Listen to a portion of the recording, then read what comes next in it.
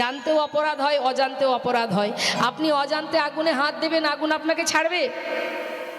দেখবেন অনেক খবরে দেখতে পাই আমরা যে কারেন্টে হাত দিয়ে বা কারেন্টে হাত লেগেছে বলে মারা গেছে, হ্যাঁ, শর্ট খেয়ে মারা গেছে। তা সে তো দেখে করেনি, না দেখে করেছিল, তাহলে মরলো কেন? জেনে রাখবেন, জেনে শুনে পাপ যদি কেউ অপরাধ করে তাতে যেমন পাপ হয়, আবার আপনি যদি অজান্তেও কোনো অপরাধ করে থাকেন তাতেও কিন্তু অপরাধ হয়। হ্যাঁ, ভুল হয়ে গেছে। অনেকে বলে না যে না জেনে করেছে, না জেনে করলে, না জেনে যদি কেউ বিষ খায় সেও নাকি হজম হয়ে যায়, কিন্তু ভুল কথা। যার যেটা ক্রিয়া সে কিন্তু দেখা দেবেই দেবে, যখন যেটা তখন সেটা করতে হবে তো বাবা। এখন আপনি যখন সেবা করবেন, কেউ যদি আপনার হাত ধরে টেনে তুলে দেয়, এই আর সেবা করতে হবে না, ওঠ, ভালো লাগবে?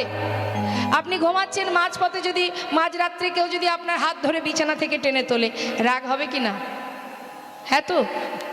তাহলে ঘুমানোর সময় ঘুমানো, সেবার সময় সেবা, বলার সময় বলা, শ্রবণের সময় শ্রবণ, যখন যেটা তখন সেটা করতে হবে। তা এই আসনটা পাতা আছে কেন? অমৃত কথা শ্রবণ করার জন্য। আর এই আসনটা কেন? বলবার জন্য, যখন যেটা তখন সেটা। অন্য কিছু বললেই তো সমস্যা। বহু রকমের অপরাধ আছে, 64 প্রকারের অপরাধ। হ্যাঁ, দিবস রজনী আবলো তাবলো পাঁচালো পড়িতে পারো, তাহারও ভিতরে একবারও কি গোবিন্দ বলিতে নারো। গল্প করার সময় আমরা সবাই পাবো, কিন্তু মূল্যবান সময় চলে গেলে আর পাওয়া যায় না। হ্যাঁ, গল্প নয়, গল্প করলে হবে না। ফুচকা খেতে কে না ভালোবাসে? আপনারা ফুচকা খান? হ্যাঁ, ও মা, ফুচকা খেয়েছেন? ভাল লাগে ফুচকা খেতে? দেখবেন বাবা, কেউ যদি ফুচকা আপ্যায়ন করে খুব খুশি হয়, ও ফুচকা খেতে দিয়েছে, ভাল লাগে। কিন্তু কেউ কারোর বাড়িতে গেলে যদি এক বাটি শুকনো চিড়ে দেয়, খাবে? ভালো লাগবে? এবার কি আপ্যায়ন করলো, যাওয়া মাত্রই শুকনো চিড়ে দিয়ে দিল। কিন্তু যদি বলে চল বন্ধু গিয়ে একটু ফুচকা খেয়ে আসি, খুব খুশি। তা দেখুন, সব কিছুর মধ্যে দুটো গুণ থাকে, তুষ্টি আর পুষ্টি। ফুচকা খেলে সন্তুষ্ট হওয়া যায়, কিন্তু ওতে পুষ্টি আছে? আছে, উপকার আছে ওতে? উপকার নেই কিন্তু মা।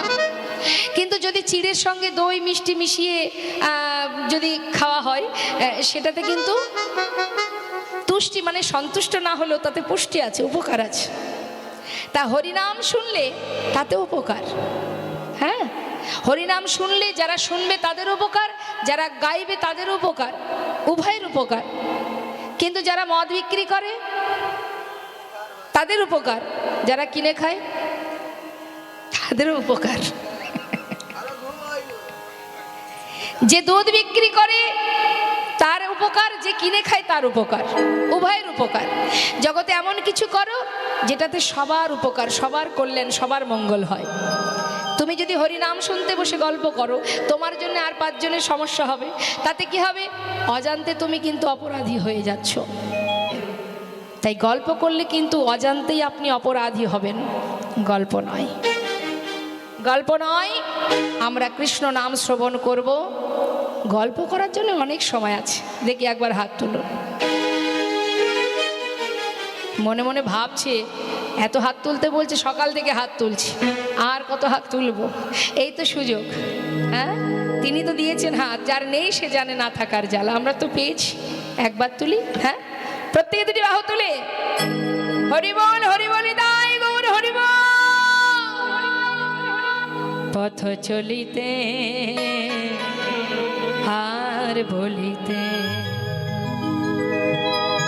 পথ চলিতে আর বলিতে, পথ চলিতে আর বলিতে, একবার লহ লহ কৃষ্ণ না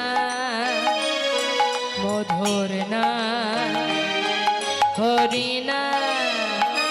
তোমরা লহ গো কৃষ্ণ না হরি না কৃষ্ণ না।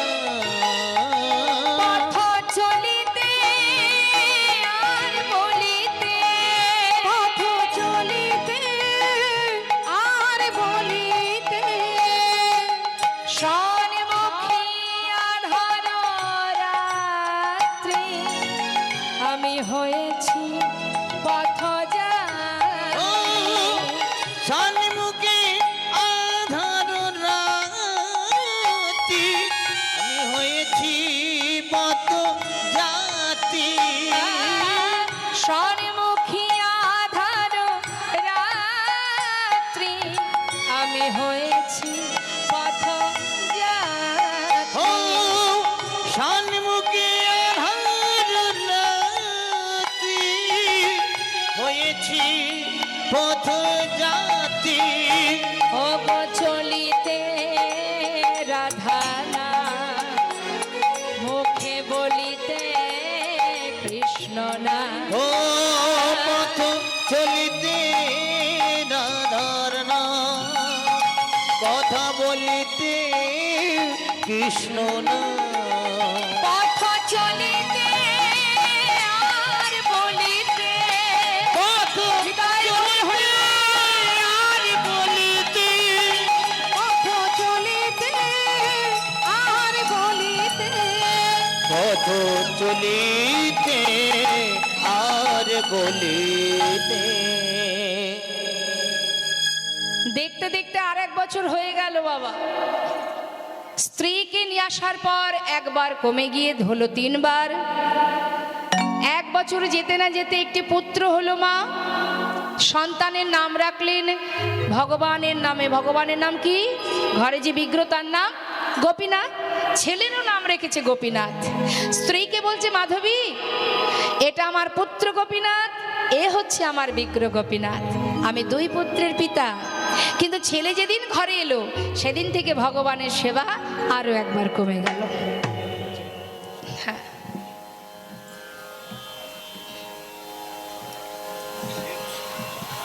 সুধী ভক্তমণ্ডলী, দিবারাত্রির অনুষ্ঠান আজ আমাদের ছিল, বিগত বছরগুলোতে হয়েছে। আপনারা সবাই অবগত আছেন কম বেশি। বিগত বছরে দেখা গেছে সারা রাত ধরে শ্রোতারা তারা এই পরিবেশনটাকে আস্বাদন করেছিল। কিন্তু আমি বুঝতে পারছি ক্লান্তি, সারাদিনের অনুষ্ঠানের এখন দিনের পরিবর্তন হয়েছে, মানুষের মানসিকতা আর শারীরিকের পরিবর্তন হয়েছে। এই পরিপ্রেক্ষিতে কথা বলতে বাধ্য হচ্ছি। সম্পার আর বেশিক্ষণ বাকি নেই। আমাদের যেভাবে অনুষ্ঠান সূচি আমরা করেছিলাম, সে অনুষ্ঠান সূচিতে শেষ পিরিয়ডে কৃষ্ণপদবাবু উনি পরিবেশন করবেন। যাই হোক, ওনার সময় সমাগত। তো সকালবেলা দেখা গেল বা দুপুরবেলা দেখা গেল ভরা আসর। এখন অনেকেই আছেন, সম্পার জন্য কিছুক্ষণ আছেন, হয়তো চলে যাবেন। এ পরিপ্রেক্ষিতে একটা কথা বলতে আমি বাধ্য হচ্ছি। সে কথাটা এরকমই, আপনারা যে সংখ্যক ভক্ত এখানে আছেন তাদের কাছে আমি জিজ্ঞাসা করছি যে যদি আপনারা চলে যান তাহলে হয়তো ওইরকম একটা শিল্পীকে আসরে এনে তার গান বা কে শুনবে। সে কারণে আপনারা যদি বলেন যে না কেন, তা হবে কেন, উনি আসুন, আমরা সবাই থাকব।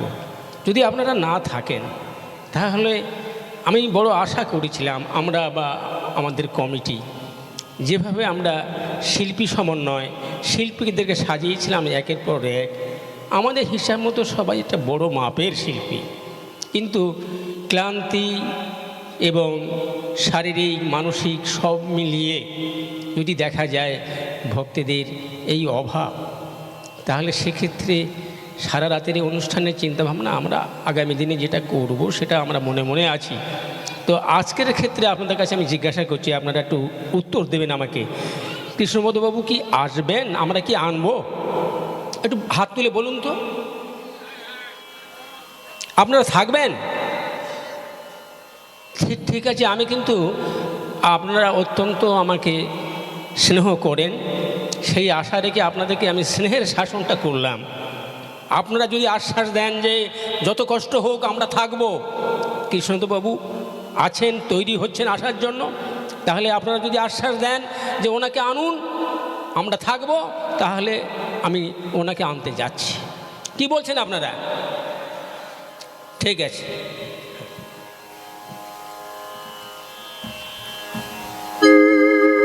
জয়নিতাই জয় গৌর।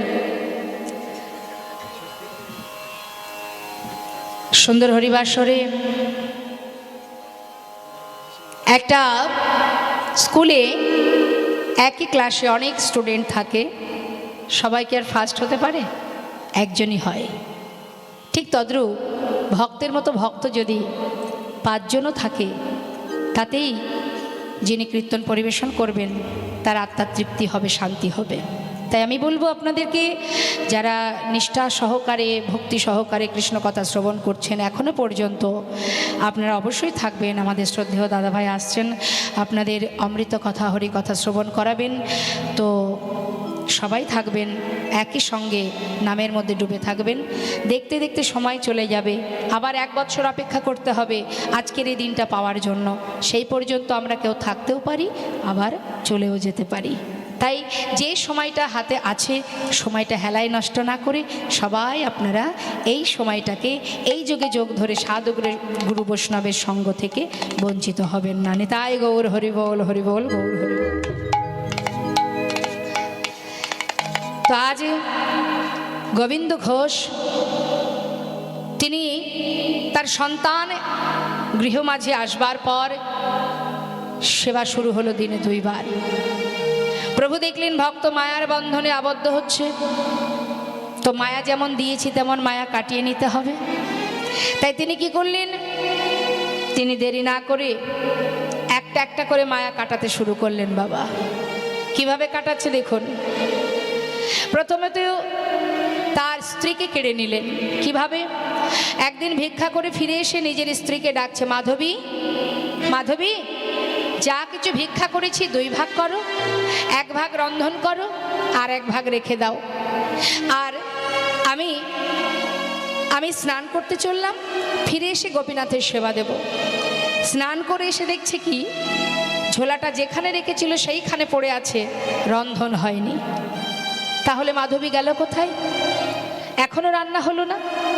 মাধবী, মাধবী বলি গেলে কোথায়? এখনো রন্ধন হলো না, তার সেবা হলো না। ডাকতে ডাকতে ঘরের ভিতরে প্রবেশ করে দেখছে বিগ্রহ গোপীনাথের চরণে তার স্ত্রী মাধবী উপুড় হয়ে পড়ে আছে। মাধবী, এখন তুমি গোপীনাথের চরণ ধরে পড়ে আছো? আরে বাবা ওঠো, আগে রন্ধন করো, তার সেবা দাও, সেবার বেলা বয়ে যাচ্ছে। বলে গেলে কোথায়? আহা, উঠছো না কেন? আমার কথা কি তুমি শুনতে পাচ্ছ না? ও মাধবী, কোনো সাড়া নেই মা। এত ডাকছে, সাড়া পাচ্ছে না। কাছে গিয়ে যেই না তার অঙ্গ স্পর্শ করেছে, দেখছে মাধবীর অসার দেহ। চিৎকার করে উঠেছে, গোপীনাথ, গোপীনাথ, হরিবল, হরিবল। তুমি কি করলে? আমার মাধবীকে কেড়ে নিলে কেন? কি অপরাধ করেছিল আমার মাধবী? তুমি কেন কেড়ে নিলে তাকে? বলো গোপীনাথ। মাধবীকে নিজের কোলের মধ্যে জড়িয়ে ধরে কাঁদছ। কিন্তু মাগো, আজ গোবিন্দ ঘোষ কাঁদছে, পাড়াপড়শি ছুটে এসে তার মাথায় হাত দিয়ে সান্ত্বনা দিয়ে বলছে, শান্ত হও। দেখো গোবিন্দ, মাধবী যদি তোমার হতো, সে তোমায় ছেড়ে কোথাও যেত না। সে তো তোমার নয়, যে দিয়েছে সেই তো নিয়েছে। কেঁদো না, তোমার না একটি সন্তান আছে, তাকে নিয়ে তুমি সংসারে ভালো থেকো, সুখে থেকো। যেই না বলা, নিজে হাতে তার স্ত্রী শেষকৃত্য করলেন, আর কোনো কথা বললেন না। পাড়াপড়শির সান্ত্বনা পেয়ে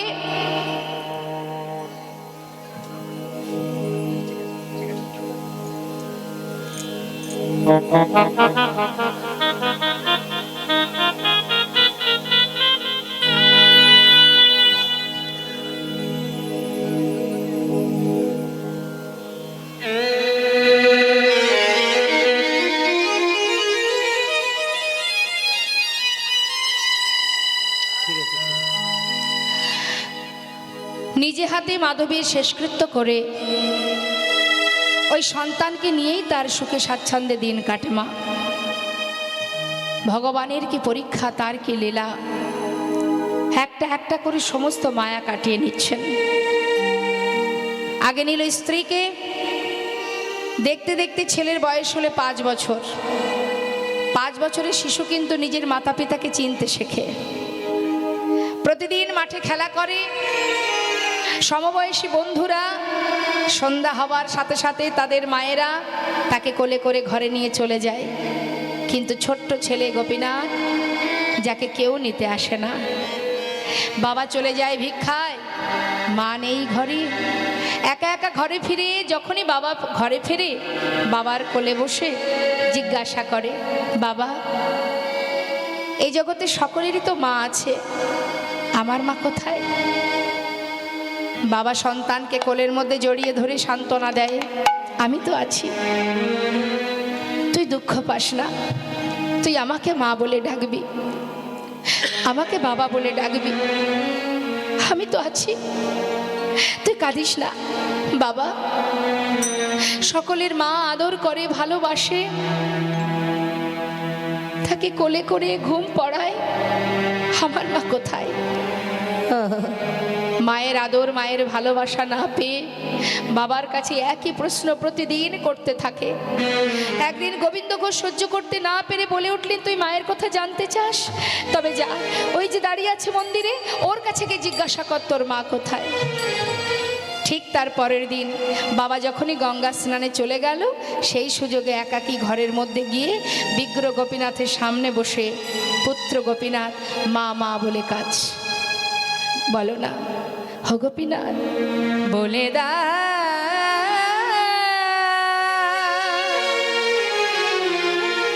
হে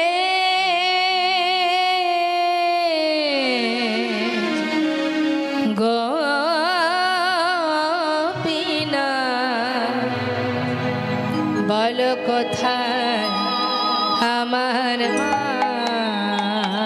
বলো বলো কোথায় আমার মা? বলে দাও হে গোপীনাথ, বলো কোথায় আমার মা? ডাকি আমি মা মা বলে, মা যে আমার নেই না কোলে।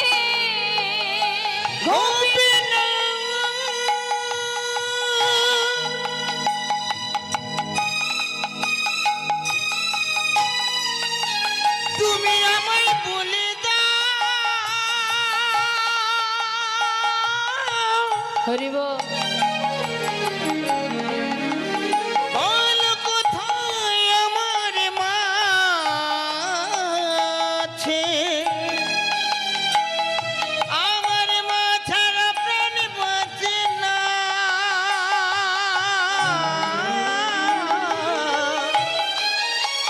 তুমি বলে দাও, ডাকি আমি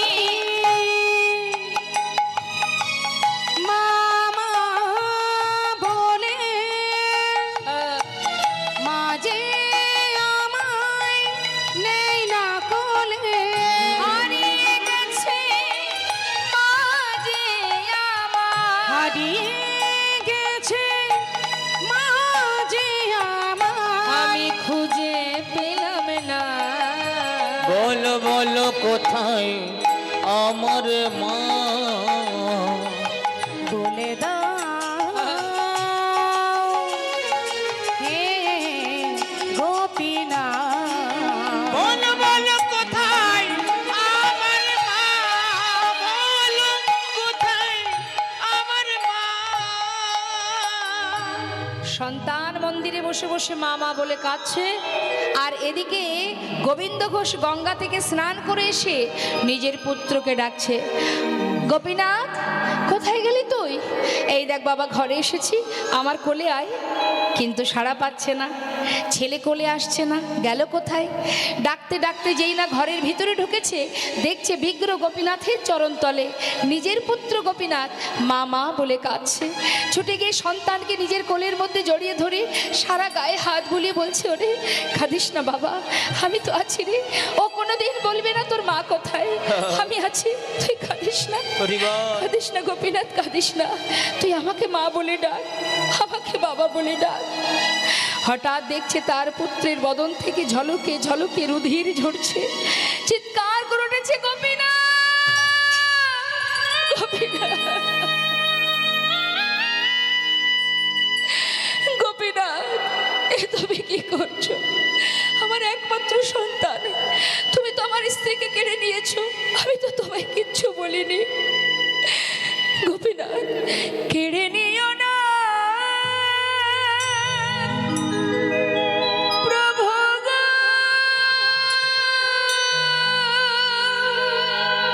তুমি কেড়ে নিও না, তুমি যে ব্যথা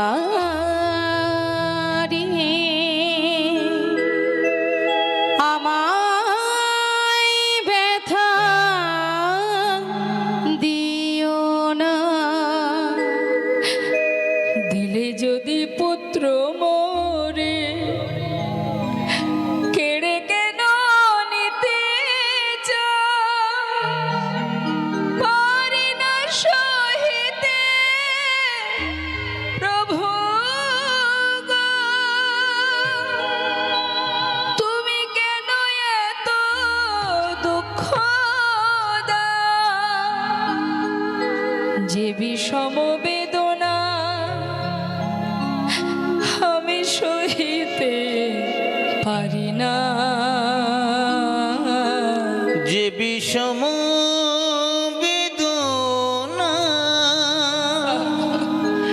আমি আর সহিতে পারি না। প্রভু গো,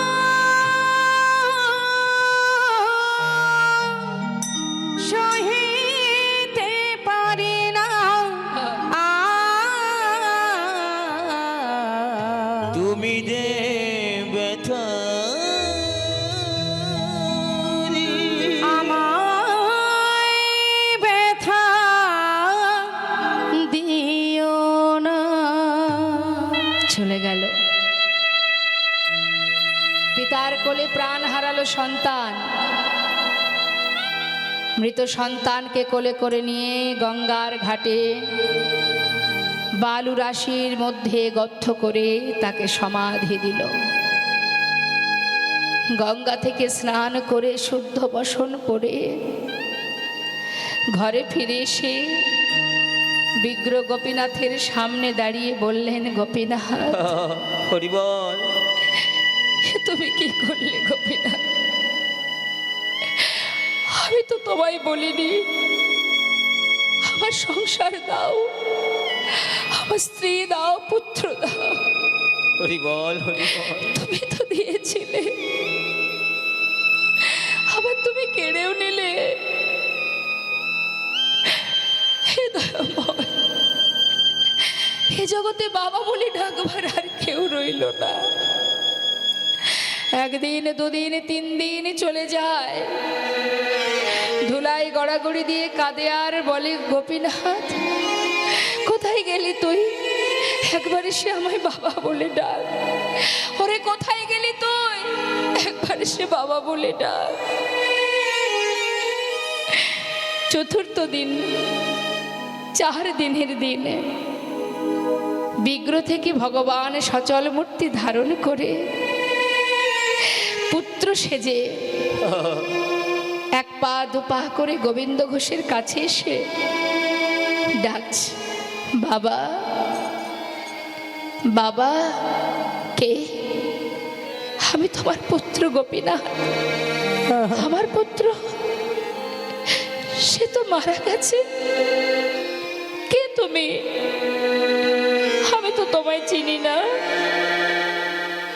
বাবা, একদিন তুমি নিজেই বলেছিলে তুমি দুই পুত্রের পিতা।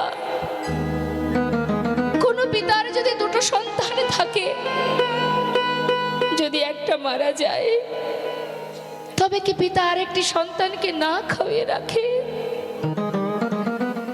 আজ 2-4 দিন হলো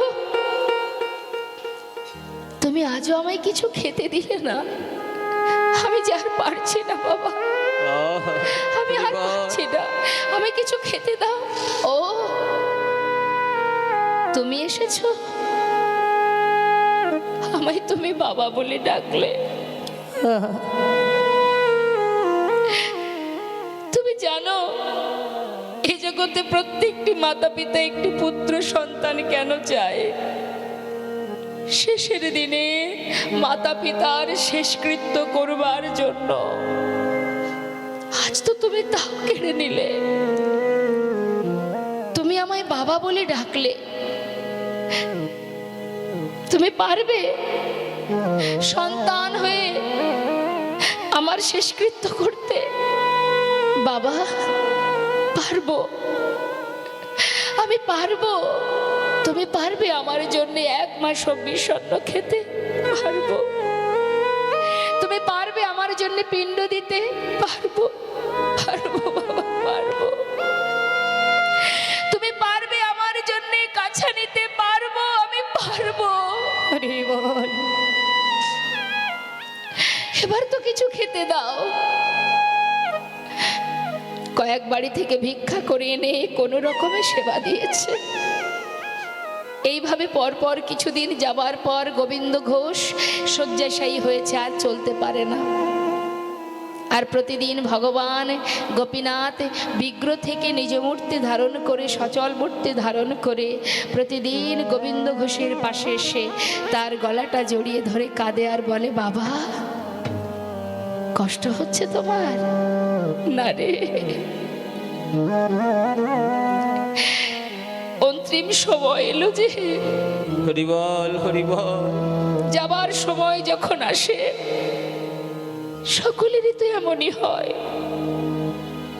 কষ্ট কেন হবে বল? কেউ আগে যাবে, কেউ বা পরে। বাবা, তুমি চলে গেলে আমি কার কাছে থাকবো? কাঁদিস না রে, কাঁদিস না। আজ কিন্তু তার মনে নেই যে স্বয়ং ভগবান নিজে পুত্র হয়ে তার পাশে বসে আছে। অন্তিম সময় এসেছে তোমার, শেষ মুহূর্ত, কিছুই মনে করতে পারছে না, বিস্মরণ হয়ে গেছে সব। ভেবেছে নিজের পুত্র। গোপীনাথ, বলো বাবা, আমাকে একটু চরণামৃত এনে দে না। দেব। সচরণামৃত পান করালেন। গোপীনাথ, বলো বাবা, বিদায় নেবার আগে আমাকে একটু নাম শোনাবি? আমার শিয়রের পাশে একজোড়া করতাল আছে, একবার একটু সেই অমৃত, সেই নাম মহামন্ত্র একবার আমায় শোনা বাবা। শোনাবো, হরিবল, এক্ষুনি শোনাবো। করতাল হাতে করে নিয়ে ভগবান নিজে ভক্তের চারিপাশে ঘুরে ঘুরে হরিনাম আস্বাদন করাচ্ছে। চোখের জলে মুখ ভাসিয়ে কাঁদছেন প্রভু। হরে কৃষ্ণ হরে কৃষ্ণ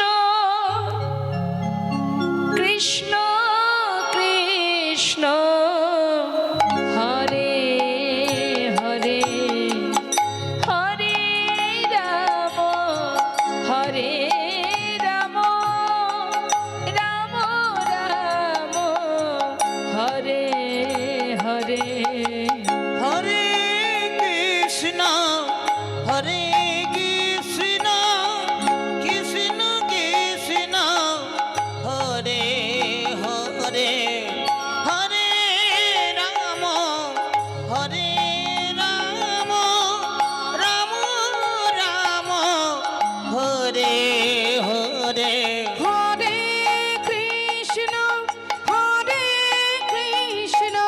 কৃষ্ণ কৃষ্ণ হরে হরে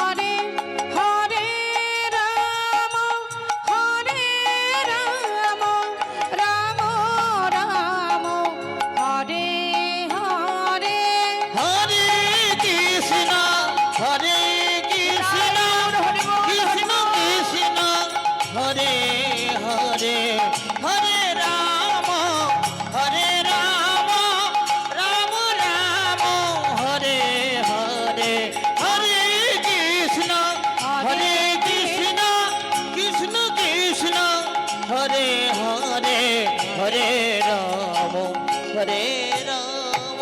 রাম রাম হরে হরে। আমরা ভক্তের মৃত্যু পর্যন্ত যাব না, কারণ যেহেতু এর পরে আবারও লীলা আছে, তাই আমরা চাইবো না যে ভক্তের মৃত্যু হোক। এখানেই আমরা আমাদের লীলাকে বিশ্রাম রাখব। তো সেই ভক্তের আজও মনোবাঞ্ছা পূর্ণ করে যাচ্ছেন গোবিন্দ গোপীনাথ। অগ্রদ্বীপে যারা যাননি দর্শন করে আসবেন মকর সংক্রান্তি তিথিতে, সেখানে ভক্তের জন্য আজও ভগবান তার ক্রিয়া করে যাচ্ছেন। দর্শন করে আসবেন। প্রতি বৎসরের ন্যায় সেখানে বিশাল মেলা হয়, কত সাধুগুরু বৈষ্ণব আসেন, সেখানে বাউল কীর্তন হয়, আর গোপীনাথকে কাছা পরিয়ে গঙ্গার ঘাটে নিয়ে যাওয়া হয়। প্রতি বৎসরের ন্যায় এটা হয়, দর্শন করে আসবেন। তো আমরা এখানেই ভক্ত আর ভগবানকে মিলন করে রাখব। সবাই আমরা দর্শন করব। ভক্ত আর ভগবানের মিলন হইল, ভক্ত আর ভগবানের মিলন হইল, প্রেমানন্দে বদন ভরে হরি হরি বল, প্রেমানন্দে বদন ভরে হরি হরি বলে, প্রেমানন্দে বদন ভরে হরি হরি বল, প্রেমানন্দে বদন ভরে হরি হরি বলে। জয় সচিনন্দন জয় গৌর হরি, জয় সচিনন্দন জয় গৌর হরি, বিষ্ণুপ্রিয়ার প্রাণ বধুয়া নদিয়া বিহারী, বিষ্ণুপ্রিয়ার প্রাণে গোরা নদিয়া বিহারী, কৃষ্ণ প্রিয়ার প্রাণ বধুয়া নদিয়া বিহারী। আমরা